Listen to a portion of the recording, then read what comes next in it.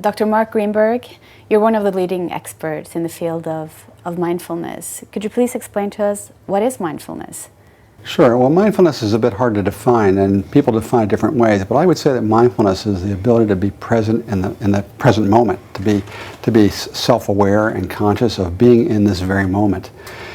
But also, mindfulness is about ethics. It's about what we call right action and right speech and right behavior. It's about having an ethics about your behavior and being aware of yourself in a way that you can be as present as possible with another person.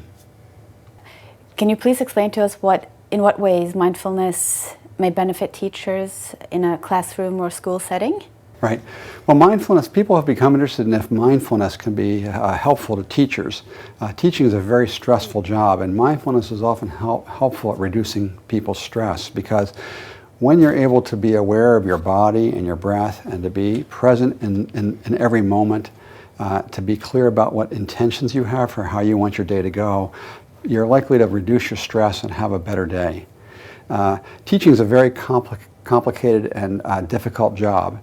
Managing 25 or 30 children all day long by yourself is very emotionally arousing and stressful. And so by teaching teachers how to be more present and aware of themselves and have a feeling of being connected to the children in the classroom, this kind of training in mindfulness helps them to enjoy teaching more and to feel that they're more effective as teachers. How can students benefit from mindfulness training, and do children have to reach a certain age to benefit from it? Well, there's a lot of interest now in teaching mindfulness to children.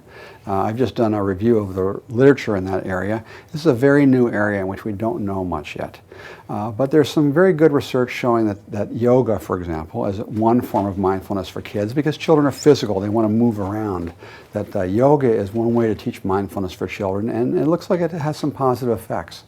It's able to help children manage their attention and their thoughts more effectively. Some people have also been interested in teaching meditation to children, right now there's not much good evidence either way that it has positive effects, but it's because the research is very new. There's a question about what age children should start to do this kind of work, and most people believe that not until about pre-adolescence, about 10, 11, 12 years of age, is teaching any kind of meditative process probably very useful. When children are younger, they can watch their breath and they can learn how to calm down by becoming aware of their breath. But that's a little bit different than teaching a full sort of process of meditation. And usually we see that taught to teenagers. And there's very little work so far, but what there is looks promising. What would you say are the greatest challenges related to both implementing and evaluating mindfulness programs in schools? Well, implementing mindfulness programs in schools is partly a political issue in a way, in that some people see this as maybe religious. This is coming from Buddhism, and it not being secular. And that's often the result of the fact that certain meditative approaches do come from Eastern religions, like transcendental meditation, TM as an example.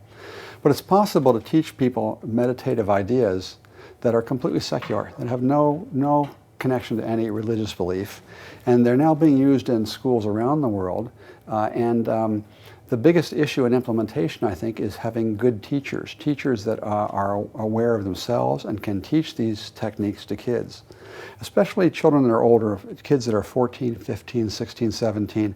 They're living in a time of a lot of stress, trying to balance aspects of their lives, and oftentimes they find that learning some of these meditative techniques, just like adults, it helps them to manage their stress, to sleep better, to have fewer symptoms of physical symptoms of problems that are stress-related. Okay, thank you so much, Dr. Mark Greenberg. Sure. Okay, good.